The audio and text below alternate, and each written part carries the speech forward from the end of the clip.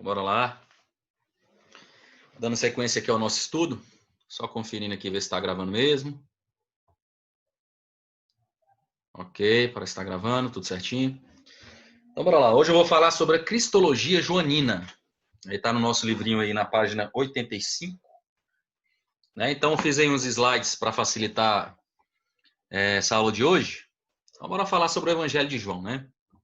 E a Cristologia que ele defende. Então, tá aí algumas coisas que eu escrevi. O Evangelho de João mostra Jesus como totalmente divino e eterno. Essa é a grande defesa do Evangelho de João. Né? Sem a autenticação divina de Jesus, todos os evangelhos sinóticos, que a gente viu Mateus, Marcos e Lucas, né? Todos os evangelhos sinóticos se desmoronariam. Jesus seria apenas uma personagem histórica. Ou seja, o Evangelho de João ele vem para autenticar os escritos de Mateus, Marcos e Lucas e transforma esses escritos em evangelhos, porque senão isso seria apenas um relato histórico de Jesus. Né? Aquela ideia que a gente vem discutindo desde o começo do curso de Cristologia, que é a união hipostática, ela não existiria, porque se não houvesse o Evangelho de João, Jesus não seria definido ou compreendido como totalmente divino. O Evangelho de João vem para mostrar essa parte 100% divina, como Cristo, Jesus como o Cristo, como o Filho de Deus. Então, o Evangelho de João é o que autentica os outros três escritos, transformando-os em evangelhos verdadeiramente ditos. Ok? Os três trazendo e se preocupando mais com a questão da natureza humana, mostrando Jesus como 100% humano, né? Mostrando Jesus ali como a raiz de Davi, como o esperado dos judeus, mostrando Jesus ali como o homem perfeito para os gregos e mostrando ele como o servo conquistador para os romanos. Então, João, ele é escrito para quem já estava convertido, ok? Porque aquela ideia, como eu disse na aula passada, se a pessoa não acredita em Jesus, né, principalmente naquele momento ali, se Jesus não se encaixasse ali como Messias, se Jesus não fizesse nenhum sentido para a cabeça gentílica dos gregos, ou se ele não fosse absolutamente nada interessante para o pensamento romano, você simplesmente chegar e meter o Evangelho de João com essa filosofia mais divina que ele traz, com essa ideia divina, aquilo ali seria inconcebível. Jesus não seria aceito, nem faria sentido. Então, tudo é um contexto, ok? O Evangelho de João vem casar perfeitamente nos evangelhos sinóticos, transformando-se também no Evangelho. Porque se fosse apenas o escrito joanino, seria apenas um escrito de alguém maluco, né? Alguém que estaria falando uma coisa que não faria nenhum sentido.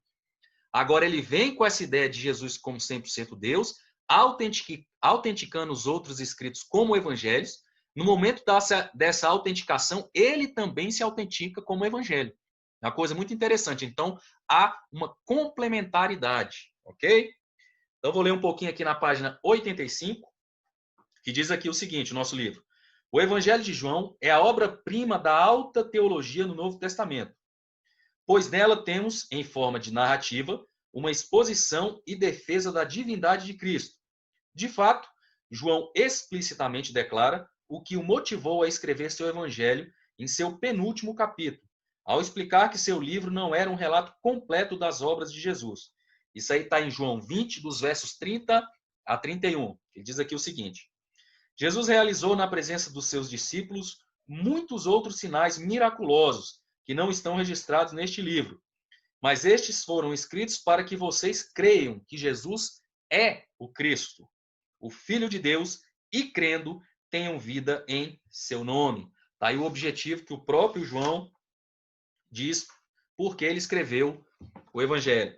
Na página 86, o item 3.1, o Logos pré-existente. O Logos pré-existente. Ele diz aqui o seguinte: o preâmbulo do Evangelho de João, né, preâmbulo, para quem não sabe aí, é um relatório que antecede uma lei, né? Então, é uma explicação prévia do que aquela lei ali vem dizer.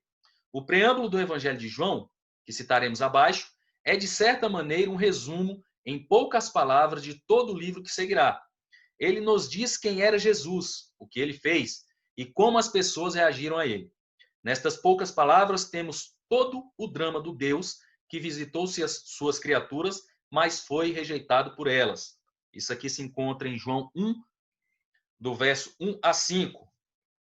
No princípio era o Verbo, e o Verbo estava com Deus, e o Verbo era Deus. Ele estava no princípio com Deus, todas as coisas foram feitas por ele, e sem ele nada do que foi feito se fez. Nele estava a vida, e a vida era a luz dos homens. E a luz resplandece nas trevas, e as trevas não o compreenderam. Tá, e como eu falei aqui, imagine um versículo desse, um relato desse aqui, para alguém que não tinha a mínima noção, que não estava esperando esse Messias. Isso aqui não faria nenhum sentido se já não houvesse um contexto histórico, um imaginário comum, se não houvesse essa espera desse ser, ok? Isso aqui não passaria de mera filosofia se já não existisse aqui um ambiente fértil, um solo fértil para que se frutificasse, para que essa ideia de Jesus como o Cristo, o Messias, ela fizesse sentido. Continuando aqui a leitura, o primeiro versículo é, de certa maneira, uma variação sobre o primeiro versículo de Gênesis. Ambos os textos nos situam no princípio com Deus, nos remetendo à eternidade antes da criação do universo, mas com uma diferença. João expande a mensagem de Gênesis, explicando que a criação ocorreu por intermédio do Logos, que estava com Deus e era Deus. Mas quem seria este Logos? Esse Logos a gente sabe que era Jesus. Mas aqui ele está dizendo o seguinte, que há um paralelo entre o que é dito em Gênesis na criação e o que é dito e defendido por João também ao falar de Jesus. Né? Ele diz que no princípio, ele começa o escrito, em Gênesis, começa o escrito, no princípio, criou Deus os céus e a terra. Então ele começa o seu escrito aqui também, João 1, dizendo, no princípio era o verbo. Então a ideia que ele traz é exatamente de eternidade.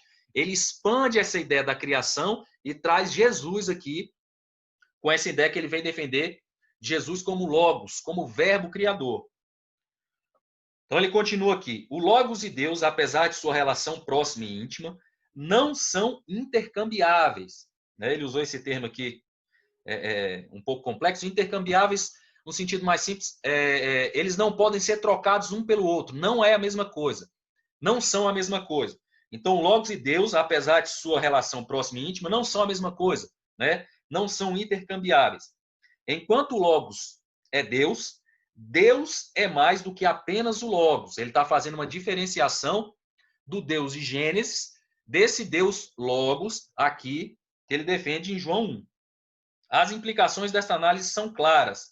Se o Logos é Deus, ou seja, se Jesus é Deus, mas Deus não é somente o Logos, isto nos leva a uma conclusão trinitária. Deus existe em 3 pessoas e o Logos é uma delas. Mas o Logos sozinho não é a Trindade inteira. Como eu disse aí para os alunos aí do IBAD, e para quem está acompanhando também, que eu estou dando uma outra lição sobre trinitarianismo, essas duas doutrinas elas conversam entre si. Uma é a base da outra. Né? A cristologia, na verdade, é a base da Trindade. Se você não compreender Cristo, Jesus, como o Cristo, o Messias, o enviado, como eterno, toda a Trindade ela também se desmorona, ok?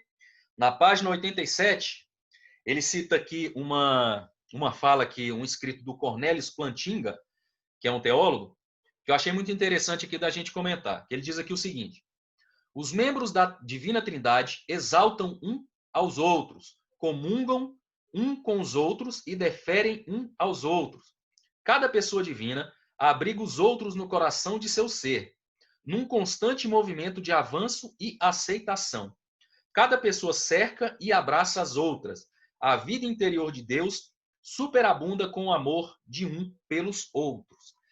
Quando a gente vê isso nas Escrituras, eu até já comentei isso em outra aula, parece que eles não querem se assumir como especiais. Mesmo Deus Pai, mesmo Deus Filho e mesmo o Espírito Santo. Né? Um fica apontando para a obra do outro. né? Isso trabalha como, eu usei até o termo, uma rasgação de seda, né? Vamos usar isso no bom sentido, né? Mas um ficar apontando para o outro. Eu acho que isso aqui que ele falou sintetiza essa ideia que eu quis dizer na outra aula.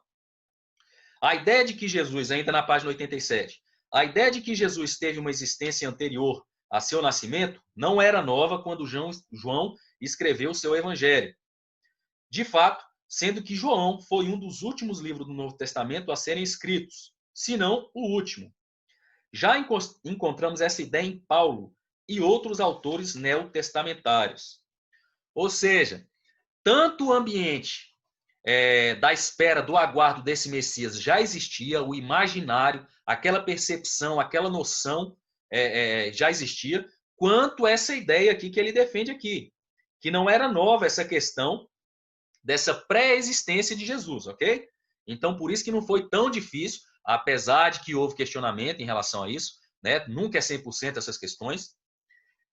E na próxima aula a gente vai ver a questão das heresias e dos concílios que tratam disso aqui. Mas já existia esse imaginário, já existia essa concepção. Então, continuando aqui a leitura. Mas João é quem a proclama com mais força, quem proclama essa ideia da eternidade de Cristo. O Evangelho de Marcos começa com a genealogia de Jesus, traçando as gerações que o antecederam. Marcos começa com seu evangelho, com as profecias que anunciam o nascimento de João Batista. O evangelho de Mateus, né? Não sei se eu falei Marcos aqui, o evangelho de Mateus começa com a genealogia, Marcos começa com seu evangelho com profecias que anunciam o nascimento de João Batista, Lucas inicia seu relato com a história da gravidez de Isabel, mas João inicia seu evangelho na eternidade. Evangelho na eternidade. Porque os três evangelhos sinóticos, eles queriam exatamente atestar, confirmar, apontar para essa questão da humanidade de Cristo. Já João não, é a divindade, por isso que ele se refere à eternidade, fazendo paralelo aqui com Gênesis 1. Relatando que o mesmo Jesus que veremos andando entre as pessoas e conversando com elas ao decorrer da narrativa bíblica é o Deus que criou o mundo. Essa é uma defesa que ele quis fazer, ok? Então, por mais um slidezinho que eu fiz para vocês aqui. Então, quem foi esse João? Quem foi esse João evangelista? Isso não está no livro, mas eu achei interessante trazer aqui para vocês como um complemento. Né? Por quê? Porque o evangelho de João é o mais discutido entre os pesquisadores, entre os teólogos, aí, principalmente os que querem destruir, desconstruir a Bíblia. Por quê? Porque desconstruindo a ideia da divindade de Cristo, os outros evangelhos já se desmoronam sozinhos. Né? Como os outros evangelhos trazem uma ideia mais fácil de ser aceita, de ser deglutida, né? De ser interiorizada, que é a de Jesus como homem, isso é fácil, ele nasceu, morreu, ok. Agora, quando vem João e traz essa ideia de divindade, de eternidade, é complicado. Então, vamos tentar bater, vamos pesquisar, vamos questionar esse João. Então, tem muitas questões aqui. Primeiro, que dizem que não foi João quem escreveu, né? Que foi um escrito posterior, que foi um de seus discípulos. Então, eles tentam levantar várias inconsistências, mas o que se esconde por trás disso é exatamente desmoronar toda a Escritura, todos os evangelhos, toda a revelação de Cristo como Messias. Desconstruindo isso, toda a Bíblia também vai se desmoronar. Então, o evangelho de João ele é muito atacado exatamente porque ele é o elo entre o Jesus humano e o Jesus divino. Ok? Então, bora lá. João foi testemunha ocular da morte de Jesus. Quem foi esse João que escreveu? A ele, Jesus confiou os cuidados de sua mãe, Maria. Isso está na Bíblia. O único entre os evangelhos que oferece dados sobre a história judaica, nomes de sacerdotes, detalhes geográficos e topográficos. E isso reforça a ideia de ter sido uma testemunha ocular quem escreveu o evangelho. Né? Uma defesa prévia aqui sobre o escrito. Isso aqui ainda está no âmbito, vamos dizer assim, histórico da questão. Em Atos 4, diz que João e Pedro, outra coisa que eles dizem, não, mas não pode ter sido João que escreveu, porque a própria Bíblia diz que ele era iletrado e inculto. Né? Lá em Atos 4 diz que João e Pedro eram iletrados e incultos. Só que quando foi dito isso, foi no ano 30 depois de Cristo. Contudo, este evangelho, o evangelho de João, foi escrito no final do primeiro século, né? Tem uma divergênciazinha aqui, mas o consenso geral é que ele foi escrito no final do primeiro século. Ou seja, pelo menos aí, aproximadamente 50 anos para ele aprender a ler, escrever e estudar teologia para escrever o Evangelho de João. Eu acho que é um período muito muito pertinente, 5 décadas, eu acho que dá para você aprender alguma coisinha, não dá não?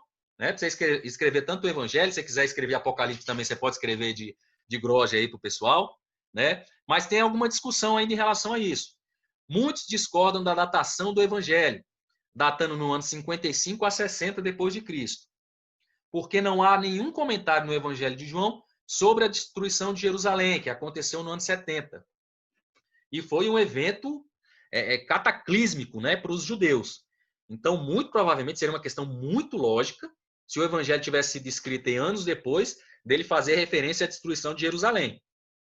Mas, mesmo se ele tivesse sido escrito em no ano 50, mesmo assim, 20 anos, aí são 20 anos, né? 2 décadas, 2 a 3 décadas aí, para que João aprendesse a escrever. Ok? Então, esse argumento aí para querer desconstruir a ideia que não foi João quem escreveu o Evangelho, ela não se sustenta. Então tá, o objetivo do livro é que todos creiam que Jesus é o Cristo, o Filho de Deus. Eu falei isso aqui anteriormente. Agora vamos para a Bíblia aqui, que tem algumas... Aliás, antes de ir para a Bíblia, só um complemento aqui que eu separei aqui para vocês sobre o Evangelho de João. Tem algumas curiosidades aqui. Né? Quando Jesus, no Evangelho de João, ele questionado ali por alguns judeus sobre a questão de Abraão, que Jesus diz que antes de que Abraão existisse, ele já existia e tal, e o pessoal questiona. Jesus, no final, ali dá logo uma raquetada e fala que ele se identifica como o eu sou, né? O mesmo eu sou que Deus Pai se identificou lá em Gênesis. E isso para eles foi um escândalo, né?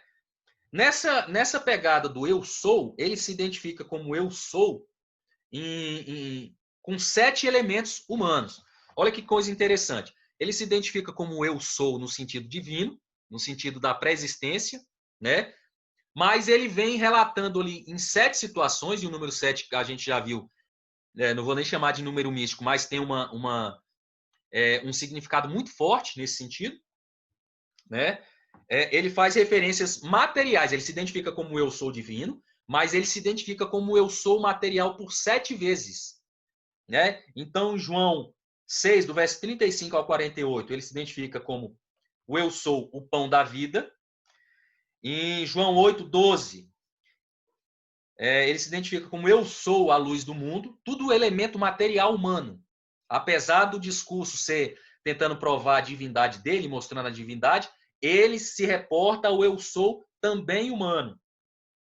Em João 10, 7, ele fala, eu sou a porta das ovelhas. Em João 10, verso 11 a 14, ele fala que eu sou o bom pastor, né? Eu sou o bom pastor. Daqui a pouco a gente vai fazer um comentário sobre essa passagem, João 10. Ele também se identifica em João 11, 25, como eu sou a ressurreição e a vida. Em João 14, 6, ele se identifica como eu sou o caminho, a verdade e a vida. E em João 15, ele se identifica como eu sou a videira verdadeira. Essa questão aqui, uma curiosidade, em João 14, 6, uma das coisas que Jesus falou, que eu sou o caminho, a verdade e a vida. Né? Isso aqui tem alguns que dizem, eu ainda não achei a referência de quem diz isso, mas eu já vi várias vezes esses comentários. Ok? Coloque isso aí entre parênteses, quem quiser pesquisar, pesquise. Se achar referência de nome de teólogos, me mande, mas eu já escutei isso várias vezes. O motivo pelo qual também os judeus ali ficaram chocados com esse discurso que Jesus fez, de dizer que ele era o caminho, a verdade e a vida. Dizem alguns, não sei se é lenda, ok? Não sei se é lendas urbanas com Gugu aí, que inventaram isso, mas dizem aí que no tabernáculo, né, para você entrar ali no tabernáculo, adentrar ali ao pátio do tabernáculo, aquela primeira entrada, dizem que ele chamava aquela primeira entrada ali, os judeus conheciam aquela primeira entrada como caminho. Então, aquela primeira porta, o nome dela seria o caminho. A segunda porta, que seria para você entrar no lugar santo, o nome daquela porta seria verdade. E para você adentrar ao lugar santíssimo, né, seria aquela porta de passagem ali, o nome dela seria vida. Então, quando Jesus ele se identifica como o caminho, a verdade e a vida, ele está dizendo que ninguém pode adentrar o tabernáculo, oferecer sacrifício, ou chegar ao lugar santo, ou muito menos adentrar o lugar santíssimo, se não for apenas e unicamente, exclusivamente, através dele. Por isso que eles ficaram tão chocados com esse discurso de Jesus. Né? Para a gente isso aqui não tem grande significado nesse sentido de parecer uma blasfêmia, né? Mas isso tem uma implicação teológica muito pesada, principalmente para os judeus. Uma curiosidade, eu não tenho referência teológica dos nomes de teólogo que falou isso aqui. Volto a dizer, quem achar isso aí, me mande. Mas eu já escutei isso várias vezes e isso para mim faz muito sentido. É uma curiosidade aí para vocês, ok? Então vamos aí para João 10. João 10 aí, abra a Bíblia de vocês aí. João 10, 10. Que isso aqui é um erro tão bobo, mas que a gente escuta tantas vezes ainda, pastores pregando isso aí, e vários irmãos também acreditando nisso, que diz aqui que Satanás, né, o que a gente escuta, que Satanás veio para matar, roubar e destruir.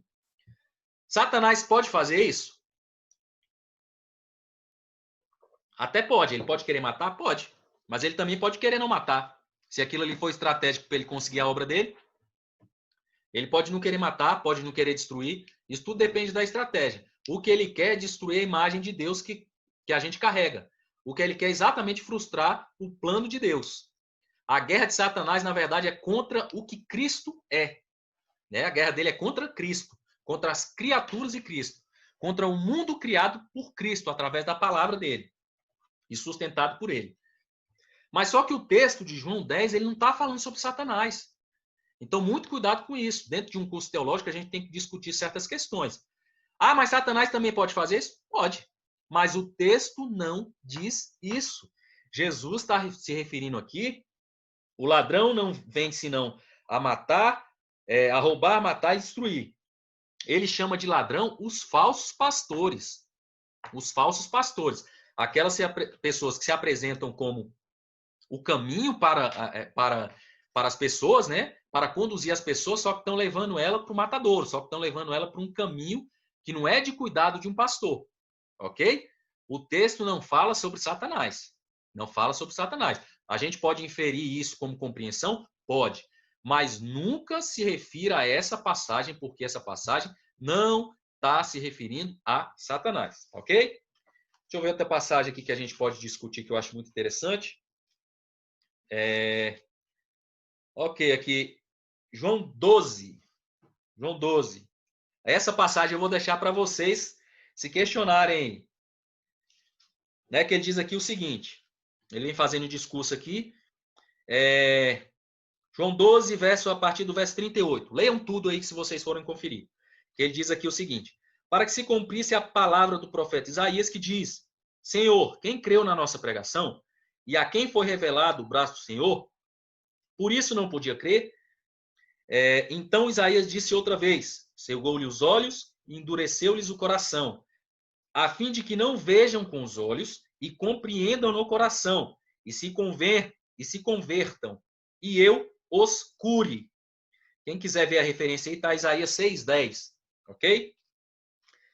Então, só o finalzinho aqui. A fim de que não vejam com os olhos e compreendam no coração, e se convertam, e eu os cure. Ou seja, isso aqui é uma discussão aí para vocês, porque não faz parte da matéria cristológica, mas eu acho muito interessante essa passagem aqui em João. Então, o próprio Deus aqui está dizendo que ele não se revela para todo mundo para não ter que curar e para não ter que salvar a todos. Ele não quer que todos se convertam. Isso é uma discussão que vai aí para âmbito calvinistas, né? Arminianos, mas isso aqui é bíblico, está aqui na Bíblia. A fim de que não vejam com os olhos e compreendam no coração, e se convertam e eu os cure. Isso aí, né, para vocês discutirem depois aí. Outra passagem que eu acho interessante aqui é João 13, no verso 33 e 34. Vou ler o 33. Que ele diz aqui o seguinte, o título é O Amor Fraternal. Que ele diz aqui, filhinhos, ainda por um pouco estou convosco. Vós me buscareis, mas como tenho dito aos judeus, para onde eu vou não podeis vós ir. Eu vou-lo digo também agora. Um novo mandamento vos dou, que vos ameis uns aos outros, como eu vos amei a vós, que também vós uns aos outros vos ameis. Porque o mandamento era qual? Né? Até esse momento desse discurso aqui. Amar ao próximo como a ti mesmo. Já era difícil? Horrivelmente difícil. Né? Porque a gente tem um compromisso, a gente é completamente apaixonado por nós mesmos. Né? Amar o próximo como a nós mesmos é uma coisa complicadíssima. Só que Cristo, ele abrange essa compreensão. Ele traz um novo referencial de amor. Ele diz aqui o seguinte: um novo mandamento vos dou, que vos ameis uns aos outros. Já é difícil? Ok, muito difícil. Aí ele complementa: como eu vos amei. Ou seja, ele traz um novo referencial, um complemento de como é esse amor. Agora que complicou de vez. Porque já amar o próximo como a nós mesmos já é difícil. Agora, amar o próximo como Cristo nos amou, aí, dentro de um coração humano, numa concepção humana, isso é impossível. É impossível. Então, fica uma reflexão aí para vocês. Qual a implicação que isso traz para a gente, esse novo referencial de amor? Que a gente tem que se amar. A gente tem que amar o próximo agora, não exatamente como a nós mesmos, mas como Cristo nos amou. É um novo referencial de amor. E aí, meus irmãos? Como é que fica fácil? Será agora? Então, nessa aula aqui foi mais breve. Vai ter a complementação, que a gente vai falar sobre a cristologia paulina, a cristologia paulina e a cristologia defendida ali em Hebreus. E depois a gente vai falar sobre a questão dos concílios, ok? Essa aula aqui foi mais breve. Então, vamos parar por aqui hoje. Então, um abraço forte a todos aí, ok?